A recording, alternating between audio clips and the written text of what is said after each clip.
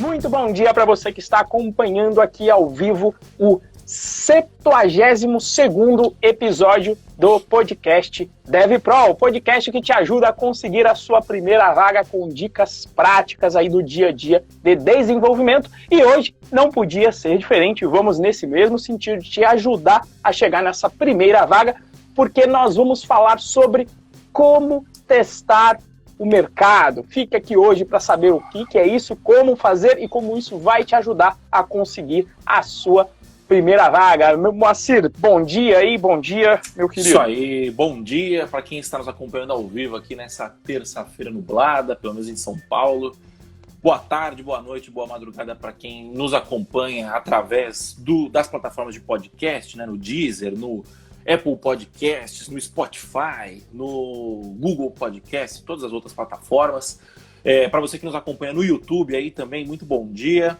E o tema de hoje é um tema engraçado, né? Porque é uma frase testar o mercado, né? Muito provavelmente a gente vai falar aqui também sobre não fazer o trabalho do RH, eu não lembro exatamente se está na pauta, mas uma frase puxa a outra. Tem até um acontecimento engraçado que eu acho que eu já contei aqui na Python Brasil 2019, mas eu vou contar de novo. Mas enfim, testar o mercado, né? E muita gente pergunta, né? O que é testar o mercado, né? O que significa testar o mercado, né? Vocês falam tanto de testar o mercado e fica essa dúvida, né? E aí eu tava escolhendo a pauta da semana passada, eu vi que a gente nunca tinha dedicado um episódio ao termo testar o mercado, né? A gente sempre fala sobre isso em quase todos os episódios, mas nunca tinha dedicado um episódio específico a isso, né? Então, eu vou começar fazendo a primeira pergunta, que é, Renzo, o que é testar o mercado? E, obviamente, se você também está acostumado aqui com podcast, sabe que o Renzo é prolixo e muitas vezes eu começo não respondendo a pergunta, ou quase sempre eu começo não respondendo a pergunta. Dessa vez não vai ser diferente. Na verdade, eu vou responder, mas vou te explicar primeiro o que não é testar o mercado. Por quê? Porque isso é muito comum, é mais comum do que você imagina. Você vai tá? Responder nas entrelinhas aí. Isso. O ouvinte que caça a resposta da pergunta. Exatamente. Eu estou aqui para confundir, não estou aqui para explicar, né? Mas enfim. O que não é testar o mercado? Que inclusive é um conceito que não é ensinado pra gente em nenhum momento do nosso ensino, digamos, tradicional. Tá? Então eu vou dar os exemplos aqui do que não é testar o mercado. Por exemplo, tem novato, que principalmente na área de tecnologia, que tem uma impressão de que ele vai fazer magicamente a faculdade dele, e na hora que ele se formar, vai ser entregue ali um artefato mágico chamado diploma, e aquele artefato mágico vai fazer que simplesmente por conta desse artefato, uma empresa vá entrar em contato com ele e que ele vai ser contratado. Ou ele tem a ingenuidade de que ele vai mandar um currículo ou 2 currículos e que ele vai ser contratado. Isso é o oposto de testar o mercado. Essa é uma ingenuidade que normalmente a pessoa que não tem conhecimento sobre o mercado tem. E não se limita aos novatos. É muito comum nos novatos, mas também não é incomum, tá? Ter gente que também tem muita experiência, mas que acha que simplesmente o salário dela vai aumentar, sabe, por quase mágica. Que a empresa tem que reconhecer o grande trabalho que ela está fazendo, que ela vai estudar cada vez mais tecnologia e isso vai acarretar em um aumento. E ambas hipóteses estão erradas, essas duas. Isso daí são exemplos de como não testar o mercado. Qual que é a solução para ambos casos, principalmente para o novato que está procurando a primeira vaga? A solução é justamente testar o mercado. Renzo, mas o que é testar o mercado? Testar o mercado é você dar a cara a tapa e fazer vários processos seletivos. Eu sempre costumo fazer uma analogia, e uma vez eu estava discutindo isso com o Moacir, ele até falou, será que todo mundo conhece de pescaria, Renzo? Eu falei, eu acho que tem uma vaga ideia, né? Mas o que é a pessoa que manda um currículo? O novato que manda um currículo quando ele está procurando vaga? ou até mesmo a pessoa experiente que faz um processo seletivo só quando ela sabe que de repente a posição dela não vai existir mais, ela vai ser demitida, ela vai ter que sair da empresa. Ela faz a pescaria de varinha com anzol e com a isca ainda às vezes meia boca, mas ela vai lá com uma varinha para colocar na água devagarinho. E quem pesca sabe que demora para você pegar um peixe desse, principalmente se não tiver muito peixe na água. Esse formato só funciona quando tem muito peixe na água. E principalmente para os novatos, se você é um novato, não é esse caso. Não é esse caso. Não vão ter várias e várias vagas para, digamos, para os novatos em si. Na parte dos novatos, você é a parte fraca da negociação porque existem muitos novatos e aspirantes a programador no mercado. Então, como é que você faz para aumentar as suas chances? Você vai testar o mercado intensamente. Em vez de ir lá pescar só com a sua varinha, com o anzolzinho, com aquela isquinha ruim, você vai passar uma rede de arrasto, aquelas redes que você, às vezes, passa até em barco, né? Que você vai mandar uma rede enorme na água para o quê? Para tentar pegar vários desses peixes de uma só vez. Você não vai conseguir pescar todos, mas a ideia é que você vai tentar, então, procurar a sua vaga no atacado para conseguir algumas no varejo. Tá? Ou, às vezes, para quem é da área, às vezes, do militarismo que eu falo, você não vai dar um tiro de fuzil específico em uma empresa, não. Você vai pegar uma metralhadora daquela do Rambo, .50, que ele colocava aqui no braço, e saía rodando e atirando para tudo quanto é lado. Tá? E só como exemplo prático disso, só para você ter uma ideia do extremo da testagem do mercado. Tem um aluno, Fabrício, que ele se candidatou para 300 vagas no LinkedIn, quando ele estava procurando a primeira vaga de programação dele. Ele ainda nem era aluno, mas ele já estava... o conceito de testar o mercado já estava imbuído no ser dele. E ele se candidatou para 300 vagas no LinkedIn. Então é isso que eu chamo de testar o mercado. É realmente você colocar a cara a tapa, não ter medo de processo seletivo e, pelo contrário, aprender com esse processo. Mas isso é o que é testar o mercado. Tá? É colocar o dedinho na água, até para saber também se você já tem experiência. Quanto é que o mercado está disposto a te pagar? A gente acho que chegou a falar nisso sobre quanto ganha, né? O programador, Sim. A gente chegou a falar. Você entra no Glassdoor, beleza, você tem uma média, mas você não quer saber de média. Você quer saber quanto alguém realmente estaria disposto a te pagar. Uma proposta concreta. E isso serve para as pessoas experientes. Quando você continua testando o mercado, depois de ainda já estar na sua vaga ou ter experiência, você está vendo o quanto uma pessoa o quanto uma empresa está disposta a pagar pelas minhas habilidades e pelos problemas que eu consigo resolver. E isso vai te ajudar a balizar, inclusive, quando você for negociar um salário também, porque você tem ideia de uma proposta concreta ou algumas propostas concretas que você tem aqui na sua manga, caso haja aí qualquer problema, ou mesmo não tem problema nenhum na sua empresa, mas você está vendo que, de repente, você está recebendo um salário muito aquém do que você poderia receber, e isso serve, no mínimo, como motivação para você pensar, não, se eu consigo ganhar, sei lá, 2 vezes mais em outra empresa, faz sentido eu aqui negociar, então, um salário, porque o mercado está aquecido e eu sei que me pagariam um valor específico e não uma média que você procurou em um site como o Glassdoor. E aí, meu querido Moacir, faz sentido? Faz sentido e a gente tem vários pontos aí, né, que a gente pode falar. Você começou falando, né, que a pessoa... eu acho que uma das grandes mentalidades não sei se do brasileiro ou da pessoa média em geral, é que basta você saber algo, estar qualificado para determinada vaga, para determinada profissão, que automaticamente os empregos vão te procurar, né? As empresas vão te procurar. E isso não existe, exceto na tecnologia, mas em um contexto muito específico, né? Então, assim, vamos considerar que isso não exista, que isso é uma exceção. Então, a pessoa... Já aconteceu... Eu pensava isso quando entrei na faculdade, imagino que o Renzo pensava isso quando entrou na faculdade também. Já vi amigos meus pensando exatamente a mesma coisa, mais de um amigo, familiar, que, cara, eu vou fazer faculdade, então, lá na faculdade, por alguma mágica que a pessoa não sabe, né, antes de começar a faculdade, que vão aparecer vagas porque eu estou qualificado, né? E isso não existe, né? Por que isso não existe? Porque ninguém te contrata porque você sabe algo.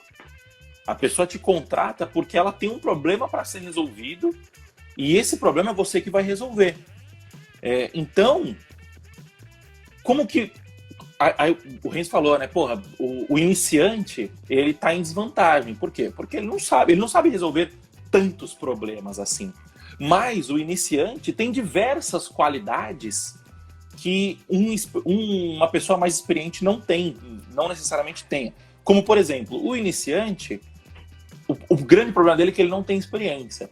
Mas para algumas empresas, isso não é um grande problema. E sim, isso é uma grande qualidade. Porque se o cara não tem experiência, ele não vem com diversos vícios que a determinada experiência, feita de determinada forma, pode trazer. E às vezes esses vícios, sei lá, vou dar um exemplo besta. O cara começou a programar na louca e não pegou o costume de usar GitHub, porque onde ele trabalhava não tinha uma cultura de programação, o cara só programava para resolver pepino e tal. Esse cara vai vir viciado em não usar GitHub. Se o cara pega o cara cru, ele vai virar e falar assim, olha, aqui na nossa empresa a gente programa dessa forma, é muito mais fácil do cara conseguir colocar cultura nessa empresa, né? Então, eu tô dando só um exemplo aqui do cara que quando você acha que eu tô em desvantagem porque eu sou iniciante, porque eu não tenho experiência, não, você provavelmente está procurando um lugar errado, então. Porque às vezes você só está procurando vaga que a pessoa está te pedindo experiência.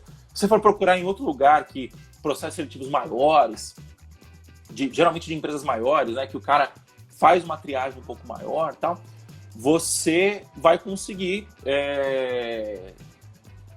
usar as suas qualidades, as suas características em prol da conquista da sua primeira vaga, né?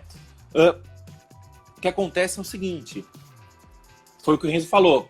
Você vai fazer isso uma vez? 2 vezes?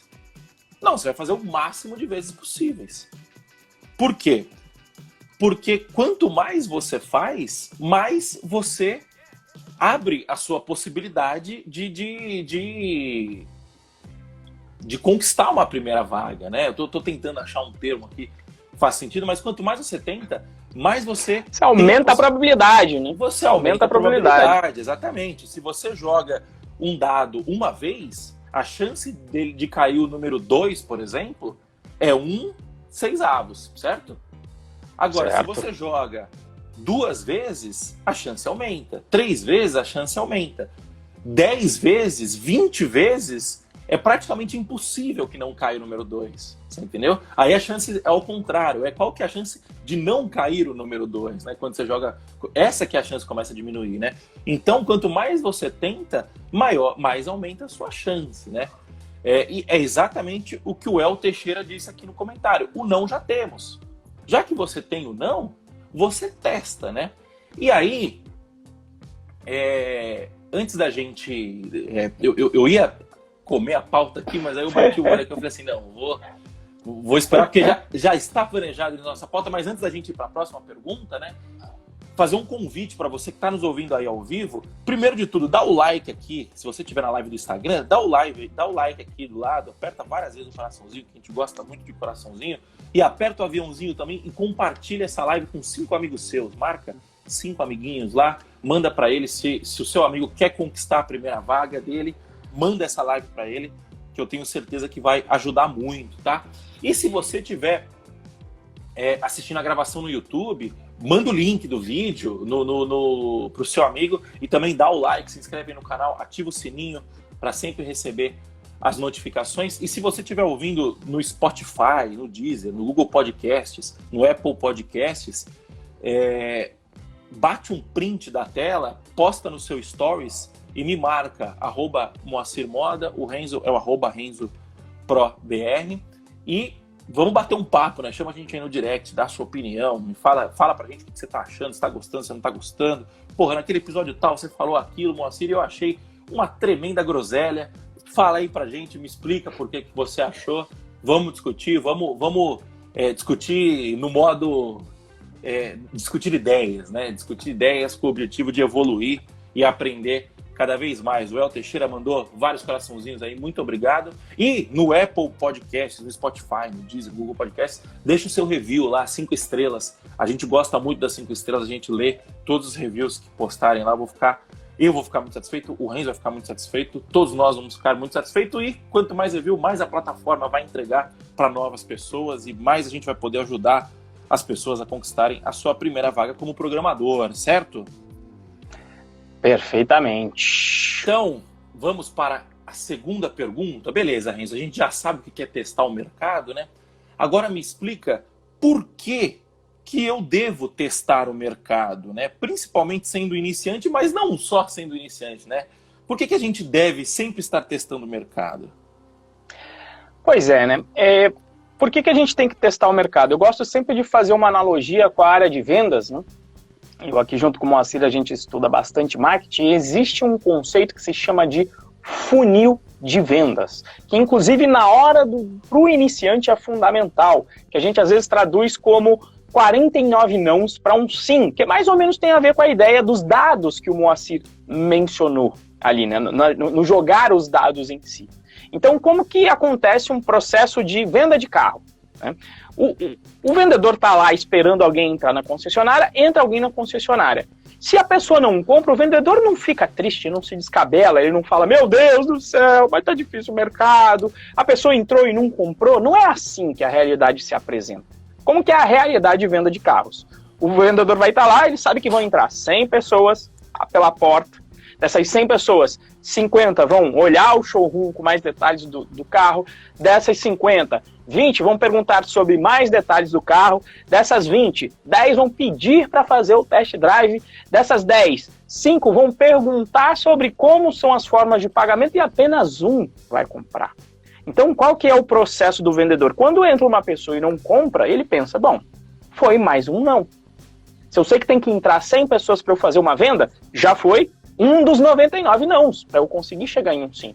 Só que o processo, ele não é simplesmente eu vou lá e aplico sempre a mesma estratégia. O vendedor vai lá e faz uma alteração. Quando entra alguém novo, ele faz uma alteração no script de venda e fala, opa, esse script aqui eu consegui ali chegar mais perto da conclusão da minha venda. Então, ele vai melhorando durante esse processo. E é isso que o iniciante deve fazer ao testar o mercado. Primeiro de tudo, se prepara mentalmente, porque se prepara mentalmente que você vai ter que fazer 49 processos seletivos, ou que você vai ter que fazer 99 processos seletivos. Primeiro tem que se preparar mentalmente. Para quê? Para você não levar lá o primeiro, o segundo não e falar, meu Deus, o mercado está muito difícil. E por que eu estou falando isso? Porque mesmo com eu e o Moacir repetindo quase todo santo dia, gente que está lá no curso, no bootcamp, e eu falo todo santo dia, volta e meia vem um, Renzo, estou desesperado, fiz um processo aqui, mas eu não mandei bem na primeira fase. E aí eu sempre vou para a pergunta, né? E a pessoa já percebe quando eu pergunto isso, mas quantos processos seletivos você fez? Ah, eu fiz 2. E aí eu falo, se lembra lá? Você lembra daquele papinho que aí eu já vou indicar até essa live? Você lembra lá da live que eu sempre falei que eram 49 processos? Você ainda está no segundo, tá tranquilo. Né? Então esteja preparado para isso e toda vez que você leva um não, você pergunta para a empresa, olha, o que faltou? Ah, eu vi que você manja de Python e Django, mas a gente trabalha com API, então você tem que saber fazer API. Você anota lá, API, beleza. Para o próximo processo seletivo, você estudou, você vai lá e faz a tua aplicação com a API. Aí, se não passar, você pergunta, mas o que faltou? Não, é que você fez aqui um Django com API, mas foi a API crua, e a gente agora está utilizando um novo framework tal de Ninja API. Opa, aí você anota lá, Ninja API, deixa eu estudar. E aí você vai para o próximo processo seletivo. Se você continuar nesse processo, vai ser como o Moacir falou, por uma questão de probabilidade, mas não só de probabilidade, como também de melhoria contínua sua, tanto na parte de conhecimento técnico, como na parte de postura durante um processo seletivo, com comunicação, com negociação, você vai melhorando nesse processo. E aí você vai diminuindo a chance de você não ser contratado cada vez que você toma um não. Mas o principal para mim dentro desse processo é você estar preparado, psicologicamente. Porque tem gente que vai lá no terceiro processo seletivo e não consegue. E eu tinha mencionado aqui o Fabrício, que eu falei que ele se candidatou para 300 vagas, ele usou um robô para mandar o currículo dele para 300 vagas no LinkedIn. E ele foi chamado para a primeira entrevista, foi lá, resolveu um problema e conseguiu ser contratado na primeira entrevista. Ah, o que quer dizer? Quer dizer que eu vou ser contratado na primeira? Não. Quer dizer que se ele prestou para as 300, ele estava preparado para as 300 e por acaso ele deu uma sorte de ser contratado na primeira. Assim como você pode dar uma sorte de ir lá no dado, tirar a face 2 na tua primeira jogada, mas isso não é o esperado. Tem gente que demora 1, já vi gente que demorou 7 processos, já vi gente que demorou mais de 50 processos seletivos. Mas o fato é, se você continuar perseverando e melhorando, você vai conseguir a sua vaga. Por quê? Porque o mercado é totalmente aquecido. E, como o Moacir falou, né, essa é a dica para os iniciantes, mas, de certa forma, ela vale também para quem tem experiência. E mesmo depois que você conseguiu a sua primeira vaga, você vai continuar testando o mercado, ou seja, você vai continuar prestando processos seletivos. Para quê? Para você ficar bom nisso. Para você testar processo seletivo. Porque o RH está acostumado a fazer processo seletivo todo santo dia. E negociar todo santo dia. Se você também, de alguma forma, não treinar esse processo, você fica destreinado. Então, quais são as vantagens para quem tem experiência? Como eu já disse lá, mencionei anteriormente, você vai saber o quanto você está valendo no mercado, ou seja, quanto uma outra empresa estaria disposta a te pagar para você resolver os problemas para ela. Isso te dá mais embasamento na hora de negociar um possível aumento na empresa que você está. Serve também para você ter um plano B, caso ocorra uma demissão surpresa. E às vezes ocorre aí na nossa área. Né? Não vou mencionar nomes, mas uma empresa do Sul aí teve uma vez que fez uma limpa na equipe de tecnologia todinha. Quem não estava testando o mercado teve que entrar, até colocar o barco na água, fazer o currículo, fazer um processo seletivo, reacostumar, demorou mais. Quem já estava testando o mercado, de repente já tinha até uma proposta concreta. Na hora que veio a demissão, às vezes a pessoa até agradece. Fala, putz, que legal, eu estava na dúvida se eu ia para outra empresa. Que bacana, né? Principalmente se é contratado CLT. Me demitiram, vou receber aqui 40% do fundo e eu já estou aqui com uma proposta na minha mão. Às vezes você até agradece de ser demitido. Né? E você também evita um grande problema que eu já vi acontecer algumas vezes, para quem tem experiência, que é você virar o especialista de uma empresa só. Como o Moacir disse.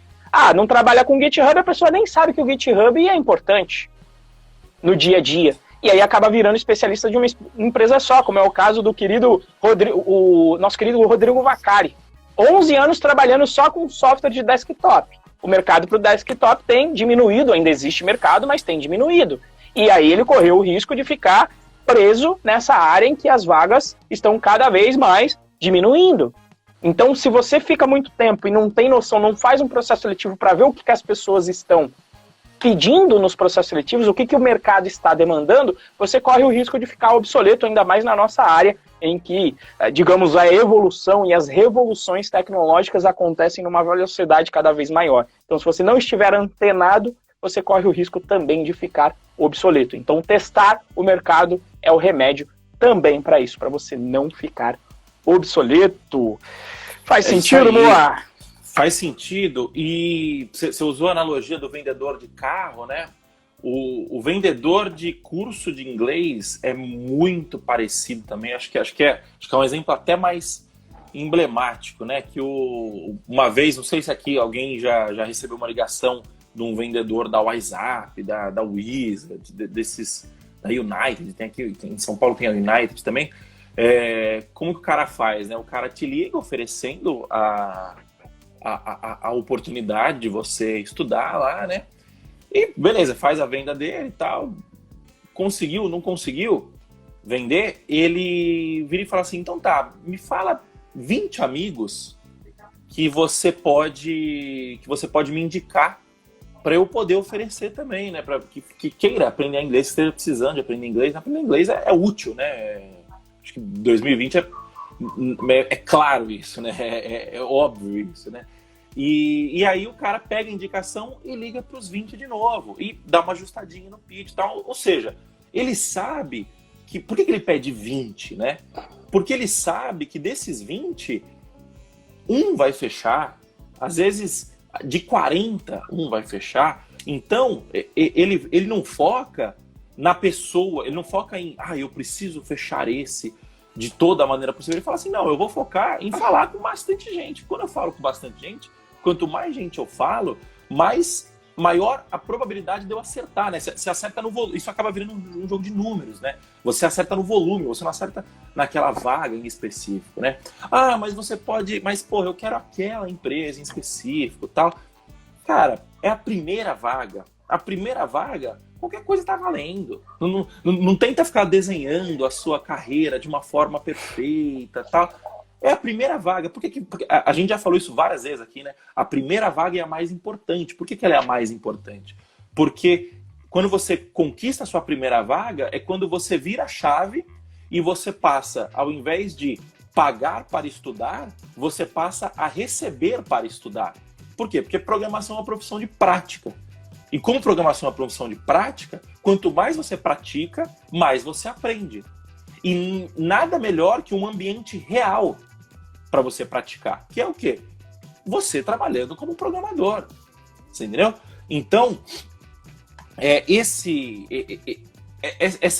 é o conceito, né, de você testar o mercado. E o Tascom S... Isso, eu ia falar disso. Ele fez 2 perguntas aqui que são muito boas. Primeiro ele mandou assim: por que então não estudar e criar os portfólios já necessários para que não precisemos fazer tantos processos seletivos? Essa foi a primeira pergunta. Português muito bom, diga-se de passagem, parabéns. Só um parênteses. Eu recebi um vídeo outro dia de um senhor que toda vez que alguém falava algum português errado para ele ficava putaço, e eu sou essas pessoas também. Eu só não demonstro, mas na minha cabeça eu fico... Então, quando eu vejo um português muito bem falado, eu acho muito legal. Esse foi o primeiro. E o segundo... Ou seja, se o Moacir não te elogiar, melhore seu português aí. Fica a dica. É que o precisemos é raro, né? Então, retomando, desculpa, perdi o foco aqui. A primeira pergunta dele foi: por que então não estudar e criar os portfólios já necessários para que não precisemos fazer tantos processos seletivos?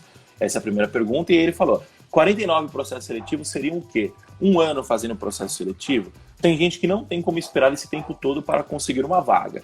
Então vamos lá, o Tascom, manda o seu nome aí depois para a gente poder falar o seu nome. O nick aqui é difícil. Cara, ótima pergunta.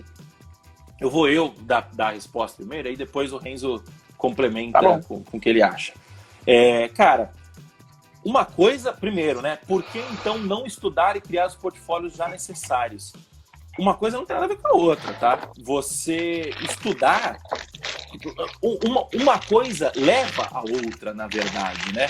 Então, assim, é um processo que se retroalimenta. Então, primeiro, ao estudar, você já vai automaticamente montar o seu portfólio. Por que você vai montar o seu portfólio? Porque quando você vai começar a estudar, beleza, vai começar, se você não sabe nada de programação, você vai sabendo aos poucos e no começo você não vai ter capacidade de criar um projeto inteiro, tal, mas conforme você for avançando, você vai, e mesmo que você não tenha capacidade, pega o seu estudo, coloca lá no GitHub, você já está criando o seu portfólio. Só de estudar, você já está criando o seu portfólio, esse é o primeiro ponto. E o segundo ponto é, só de fazer processos seletivos, você também já está criando o seu portfólio. Obviamente que vai ter um processo seletivo ou outro que você não vai poder... Ah, não, você não pode divulgar por determinado motivo e tal. E detalhe, se você não assinou nenhum NDA, nada disso no começo do processo, você pode divulgar o que você quiser, não tem nada a ver uma coisa com a outra, tá? Mas o ponto é, ao fazer processos seletivos, o processo seletivo quase sempre ele vai cair num teste técnico. E esse teste técnico vira portfólio. Você entendeu? Principalmente se você não for contratado. Eu acho que nem deve existir isso no mercado, do cara falar assim, ó, você não pode divulgar o que a gente tá fazendo aqui e tal. Tem alguns, mas é mais raro. É mais raro. Existem alguns. Você ao fazer o processo seletivo, você já está testando, você já está construindo o seu portfólio, né? Então, o que a gente está fazendo aqui? A gente está criando um processo que se retroalimenta. Então, eu acho que a primeira falha é essa falsa dicotomia de que ou você estuda, ou você cria portfólio, ou você faz o seu processo, ou você faz processos seletivos. Uma coisa engloba a outra, tá? Uma coisa vai puxando a outra. E depois você falou, 49 processos seletivos seriam o quê? 1 ano fazendo processo seletivo? Tem gente que não tem como esperar esse tempo todo. Acho que tem várias coisas aqui, tem vários pontos na sua frase, que assim, primeiro, tem gente que não tem como esperar esse tempo todo. Eu concordo.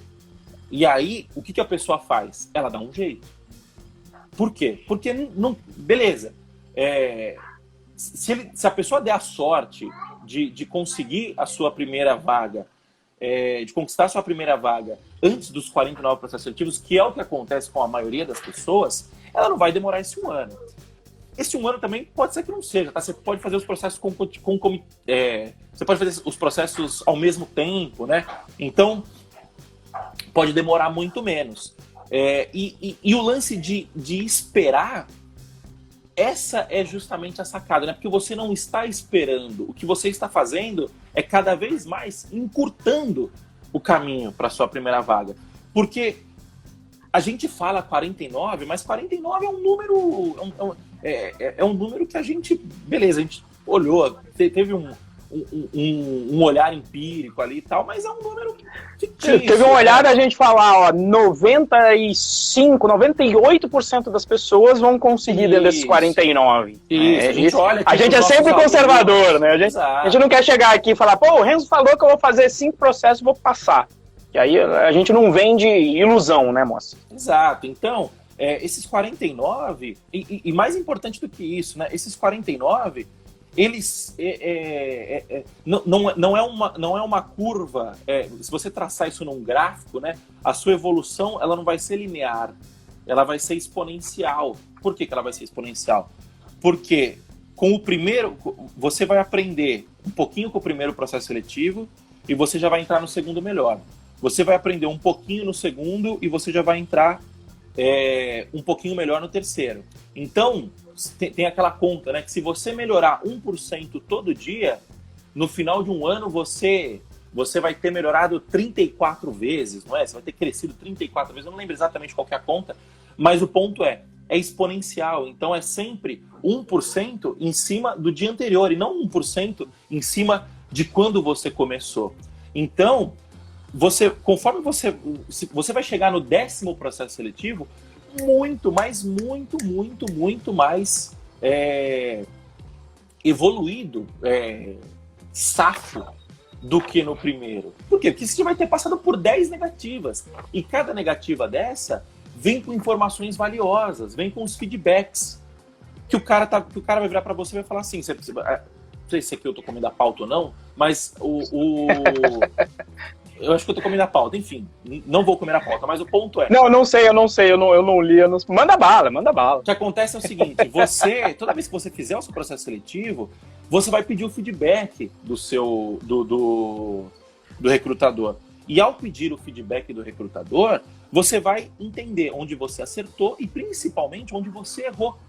E você vai corrigir para o próximo processo seletivo. Então, não entenda esses 49 processos seletivos simplesmente como um caminho árduo que eu vou ter que percorrer para poder conquistar a minha primeira vaga. Não é isso. Não pode... É o caminho mais curto. É o caminho mais curto. E segundo, isso é basicamente uma simulação da sua carreira. Porque na sua carreira, por que o programador de 10 anos de experiência é melhor do que um programador de 1 ano de experiência? Não é porque ele sabe mais. O saber mais é consequência. É porque ele praticou mais. É porque ele tem mais repertório. Então, os 49 processos seletivos, ele treina. Principalmente, ele vai treinar a sua capacidade de melhorar ao fazer um processo seletivo, mas principalmente ele vai treinar a sua resiliência, a sua mentalidade. E aí você você não pode ter a mentalidade de falar assim, puta, eu ainda tenho 48 pela frente. Você tem que ter a mentalidade assim, caramba, eu ainda tenho 48 pela frente. Olha, eu tenho 48 oportunidades de evoluir. Você entendeu? Então, é um processo que vai crescendo, vai aumentando. O que você acha, Renzo? Vou falar aqui, senão eu não vou parar mais de falar. Vamos lá, anotei alguns pontos aqui para complementar o Moacir. Fomos ao Jonatas. Jonatas, maravilha, Jonatas. Então vamos lá. Primeiro de tudo, eu sempre gostei de futebol, né? O Moacir também. O meu sonho de criança era ser jogador de futebol, mas, enfim. Jogo é jogo, e aí tem essa frase do futebol: jogo é jogo, treino é treino. Você pode treinar fundamento, você pode treinar escanteio, mas você não vai conseguir treinar a situação real de jogo. Porque no jogo, o vagabundo vai te dar carrinho por trás, vai ter a torcida buzinando no teu ouvido, tem todo um conceito que não dá simplesmente para estudar, né? E aí, quais são as coisas que a gente treina quando eu estou fazendo um processo seletivo, que na minha opinião, quando você está criando um portfólio, que também é bom e ajuda, mas coisas que você não vai treinar simplesmente só estudando. Por exemplo, codar sob pressão. Você pode até combinar um code em dojo, mas um code dojo é bem diferente de quando alguém está te avaliando para um processo seletivo. E eu já vi várias pessoas com conhecimento enorme, porque eu já fiz vários processos seletivos com pessoas, alunos meus que eu conhecia, que chegaram na hora do processo seletivo e amarelava. Por quê? Porque não se acostumou com a pressão. E só tem uma forma de se acostumar com a pressão: fazendo processo seletivo. Jogo é jogo, treino é treino. Tanto é que você vê, é a mesma coisa do jogador de futebol, né? Sabe tudo, se machucou, volta 6 meses depois, o que o pessoal fala? Tem que começar a jogar para pegar ritmo de jogo. Por quê? Porque jogo é jogo, treino é treino. Você treina a comunicação durante o processo seletivo. Pode treinar de outras formas? Pode. Mas, de novo, não tem a comunicação durante a pressão. E, para quem é mais experiente, você vai treinar negociação salarial, que o RH faz absolutamente todo santo dia. E aí, o que me aparenta? Me aparenta, Jonatas, que você está buscando otimizar o tempo. Isso. Né? Que você está querendo um caminho mais curto pelo estudo, e o que eu estou te falando é o contrário, que ele vai ser mais longo. E muita gente em TI faz isso depois que já está no emprego. Eu me lembro, de novo, a gente tinha falado um pouco de Twitter aqui antes de começar. No ao vivo a gente falou um pouco de Twitter, de esgoto do Twitter, e eu me lembro de lá, quando alguém mencionou sobre o que você fala quando coloca a sua pretensão salarial. Eu falei, eu não falo minha pretensão salarial. E aí já veio uma galera, não, mas por que eu vou perder tempo fazendo processo seletivo? Eu já falo logo quanto eu quero ganhar e pronto. Aí eu olho esse tipo de opinião e eu falo, a pessoa está otimizando a variável errada. A variável que ela está otimizando é o tempo que ela vai, 1 horinha que ela vai para um processo seletivo, mas ela não está vendo a otimização justamente de codar sob pressão, de saber o que o mercado está pedindo, e ela não manja, no português bem claro, porra nenhuma de negociação. Porque no início da negociação a empresa não te conhece. Você não demonstrou os problemas que você sabe resolver. No máximo ela tem um papel lá dizendo o fulano tem isso aqui escrito. Mas quando você vai para o processo seletivo, você conversa com as pessoas, você principalmente vai para a entrevista técnica e manda muito bem, se você chega na fase final de receber a proposta, você já tem uma informação que você não tinha no início do processo, que é, eu fui a melhor pessoa desse processo seletivo. E com essa informação, você tem muito mais bagagem para negociar do que se você simplesmente mandar... se você mandar um salário muito alto, a pessoa você só vai ser um número, você vai ser tratado como um número. Deixa eu ver, eu vou colocar aqui, vou ordenar, vou pegar um algoritmo em Python, vou ordenar a lista salarial, vou ver aqui o que tem um menor. No máximo, vou colocar um peso de acordo com a experiência. Você está desprezando o seu maior diferencial, que é a sua capacidade humana de interagir, de conversar. É isso. E assim, como pessoa que já esteve do outro lado da mesa, e aí de repente o Moacir pode de repente até falar com mais experiência, se faz um processo seletivo, você investe tempo, você investiu tempo em entrevistar a galera, aí você escolheu o melhor do processo. Se você não consegue pegar o melhor do processo, fica um gostinho de derrota. Fica um gostinho de, putz, perdi, o cara é muito bom, e por qualquer razão que seja, pode ser grana, né? Se é o melhor do processo, de repente foi uma pedida de grana, de repente você até faz uma reavaliação. Não, deixa eu ver, porque eu gostei aqui do perfil do Moacir, que está aqui no processo, um cara muito bom. Deixa eu ver se eu consigo aqui um realinhamento de orçamento na empresa e consigo contratar. Agora, isso vai acontecer no início do processo seletivo? Se o tipo do processo é simplesmente numerar salário e dizer passa ou não passa de acordo com o critério de salário, com certeza não. Aí você vai ser eliminado sem nenhuma consideração adicional. Agora, se você passou pelo processo, sim. Então, esse processo de negociação, para quem é experiente, para mim é o fundamental. Você tem mais algum ponto? Desculpa. Não, eu tenho depois o do demorar um ano. Você tem algum ponto sobre isso? Que de repente você faz processo seletivo direto, não sei se já passou esse gostinho ruim aí na sua boca de falar, pô. Não, fala aí de demorar um ano que eu tenho um complemento depois. Tá bom. E a outra coisa vai demorar um ano? Depende do seu ritmo. Né? Depende do quanto você pode se aplicar nesse processo. Já teve vezes de eu, trabalhando, fazer 5 processos seletivos por semana. Os que são feitos no módulo de entrevista, e eu não faço hoje em dia, depois que você tem experiência, eu não faço mais aqueles que você tem que fazer um projeto. Por quê? Porque fazer o projeto normalmente vai demorar um dia, pelo menos. Um dia. E aí ele demora mais.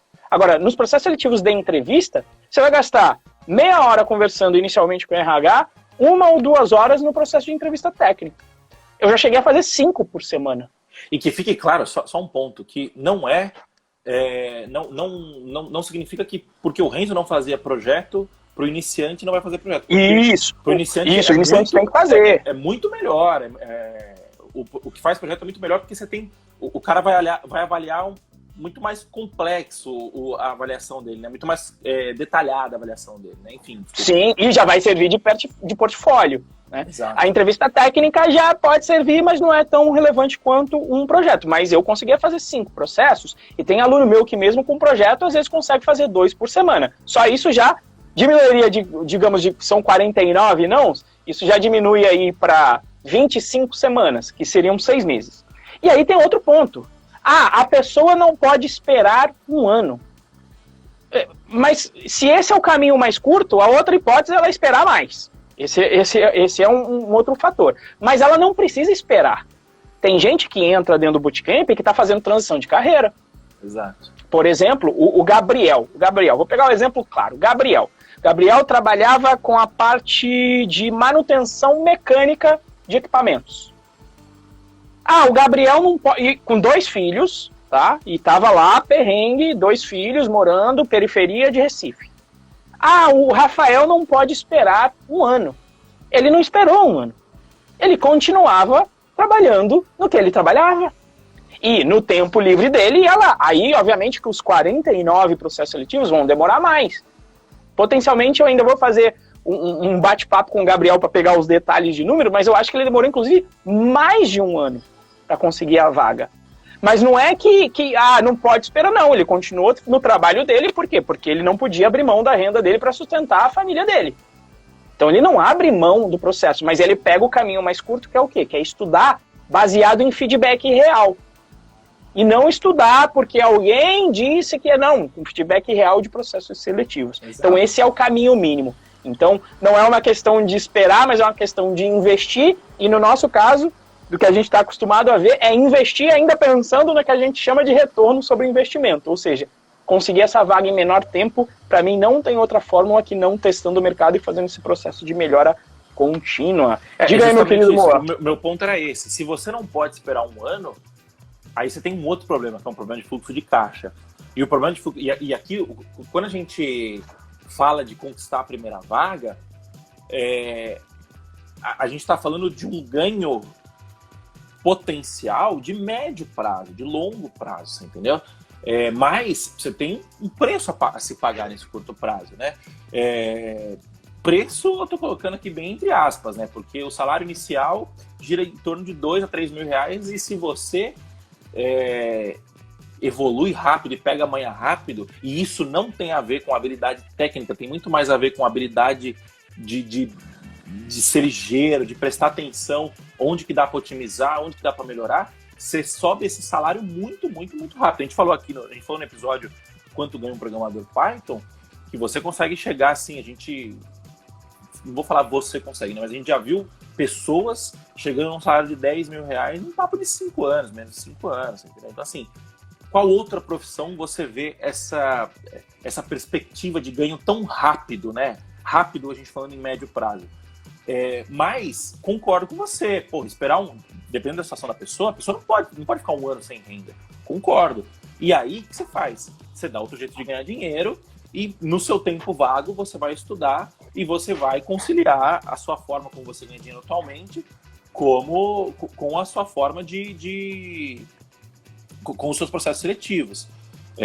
O seu problema é fluxo de caixa e não uma profissão, né? Que a gente está falando, quando você vai conquistar a sua primeira vaga, a gente está mirando no objetivo de médio e longo prazo.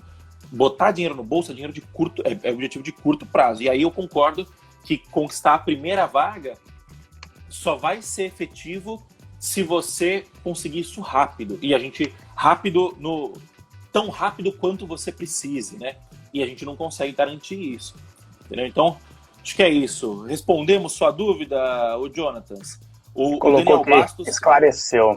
Boa, show de bola. O Daniel Bastos falou: estou do outro lado da mesa, tá foda achar profissionais para vaga. É justamente isso. Eu tô contratando aqui, tá difícil pra caramba achar gente. Por quê? Porque as contratações que eu preciso, por exemplo, são de pessoas com um pouco mais de experiência. As contratações que o Daniel tá fazendo, muito provavelmente ele tá procurando gente com mais experiência.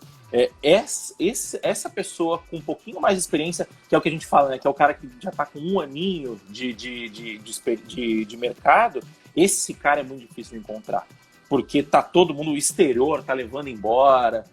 Enfim, tá difícil. O Avelino mandou aqui agora, tem o vaga para júnior também. Aí, pessoal, tá sempre... O mercado tá muito abundante, né? E aí, o que você faz? Você quer testar o mercado? Você manda a vaga para mim, você manda a vaga pro Daniel, manda a vaga pro Avelino. Manda a vaga pro Avelino. Bota os 3 para brigar e acabou, você entendeu? Isso que é o testar o mercado, você entendeu? Bom, vamos para nossa última pergunta, né? A gente saiu um pouco aqui do roteiro, mas acho que foi uma boa saída, motivo, né? E totalmente dentro do tema. Mas enfim, Renzo, para terminar, como que eu faço para testar o mercado? Então vamos lá, forma mais óbvia, né, que a gente falou aqui, aumentando o número de empresas para onde você presta, né, o seu processo seletivo. Essa é uma forma que eu mencionei do Fabrício, que ele fez de 300 empresas, e hackear os processos. Por exemplo, como é que o Fabrício se candidatou a 300 empresas? Ele hackeou os processos. O que ele hackeou? Ele escreveu um robozinho de Python, que entrava lá no LinkedIn, lia as vagas de Python, e via aquelas que era possível se candidatar enviando um currículo, porque senão você tem que preencher o formulário no LinkedIn e fica mais complicado. E aí o que ele fez? Ele fez o robô filtrar essas vagas e mandou o currículo para 300 vagas. Inclusive o LinkedIn mandou um e-mail e falou: bonitão, isso aí não pode não, vamos parar, se continuar vai dar ruim. Mas o que aconteceu? Durante esse tiro de metralhadora, um dos tiros foi na empresa, na Geru. Inclusive o Moacir já prestou serviço, não sei se ainda mas já prestou serviço, nem sei se não pode falar, espero que não, mas acho que já prestou. Não tinha nenhum NDA aí, né? Não, mas não. Então maravilha. Então no primeiro tiro ele fez um processo seletivo e foi chamado. E foi chamado sendo júnior e júnior, assim, de não sabia o que era template num framework web, o que assim é um conhecimento básico, mas foi chamado.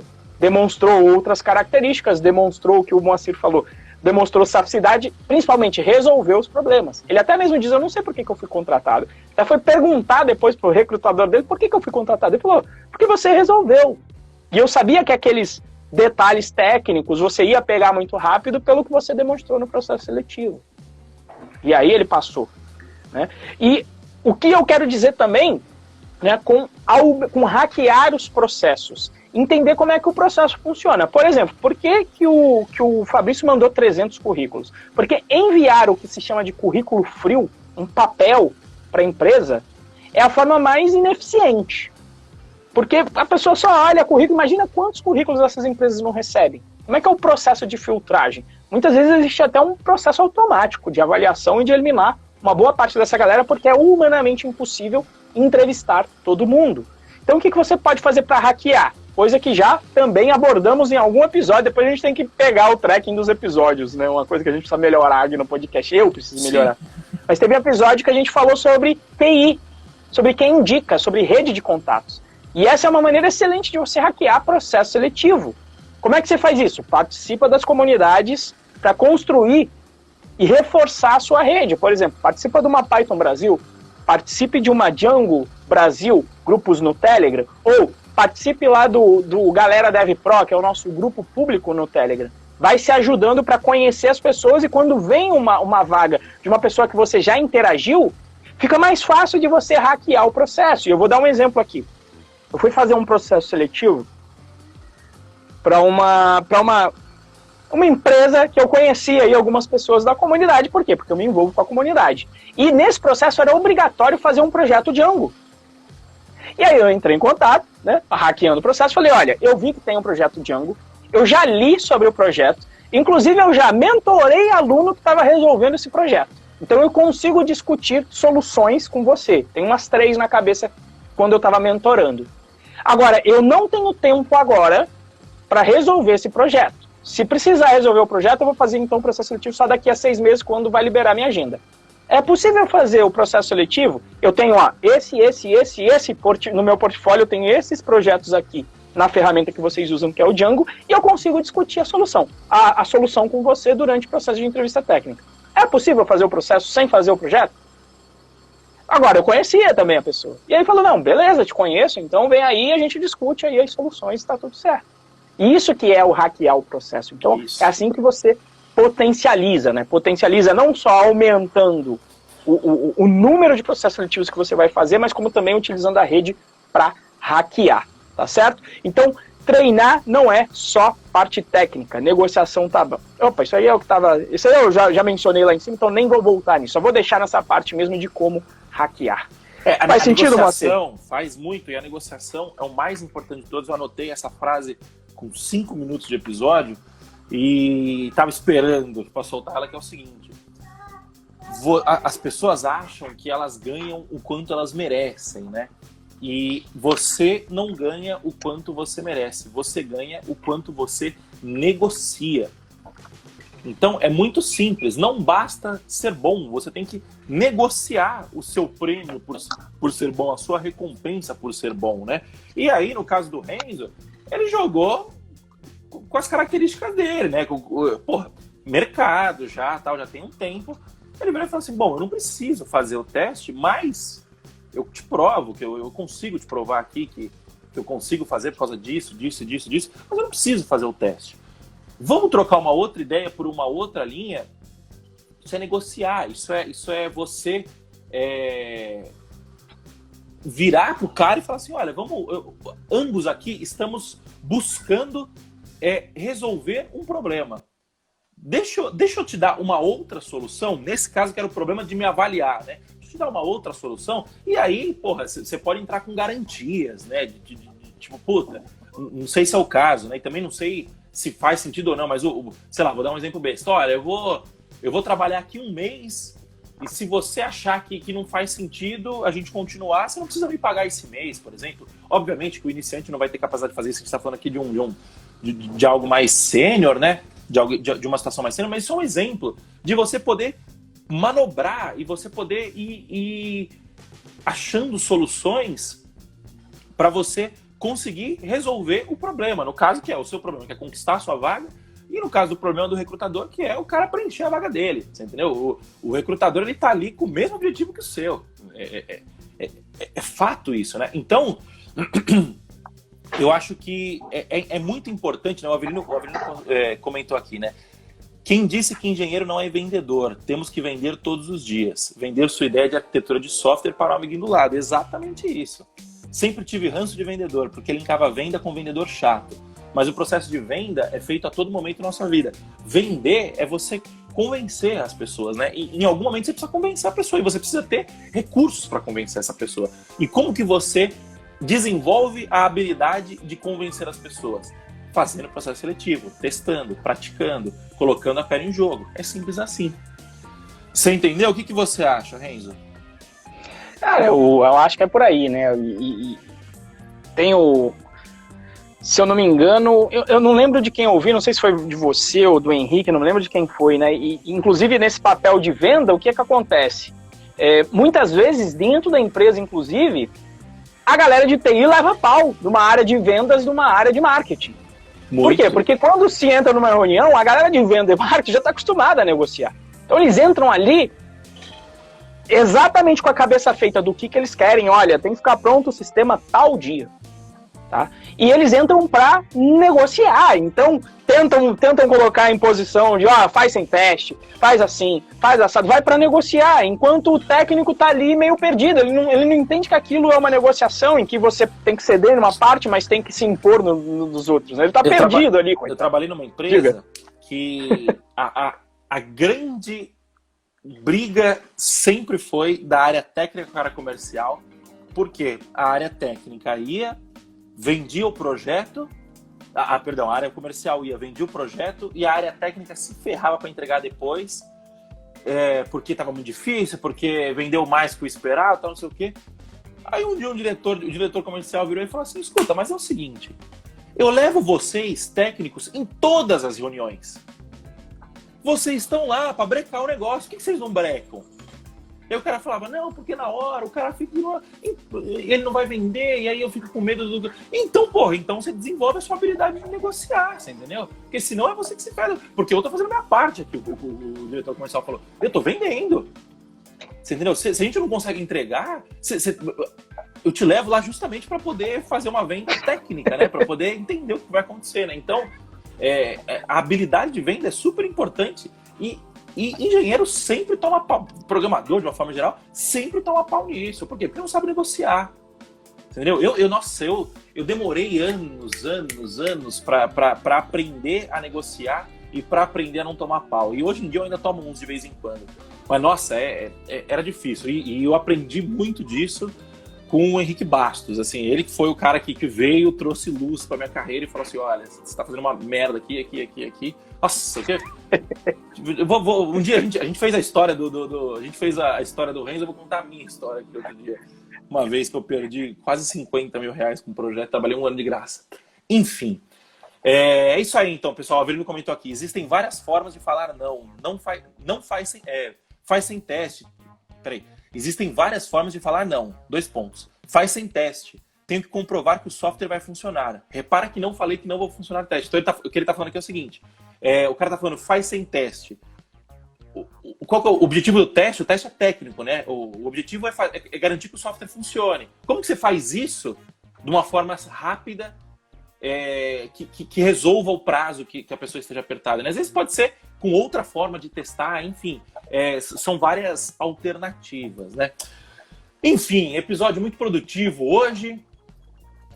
Se alguém ficar com alguma dúvida aí sobre o assunto, quiser fazer algum comentário, me manda um direct aí, @MoacirModa, manda um direct pro Renzo, @RenzoProBR, e vamos seguir o papo aí. E se quiserem aplicar aí, chama o Avelino, ó. Avelino é @AvelinoRun, Avelino RUN, para aplicar para as vagas dele. Pro Daniel Bastos, cadê? @Daniel Bastos. E para mim, você fala com o Ronaldo, @Ron_990. Acho que é isso. Beleza? Então, pessoal, muito obrigado pela presença de vocês. Até a próxima e valeu, falou! Falou, até mais. Até a próxima terça-feira para o próximo episódio do podcast DevPro. Até mais, galera.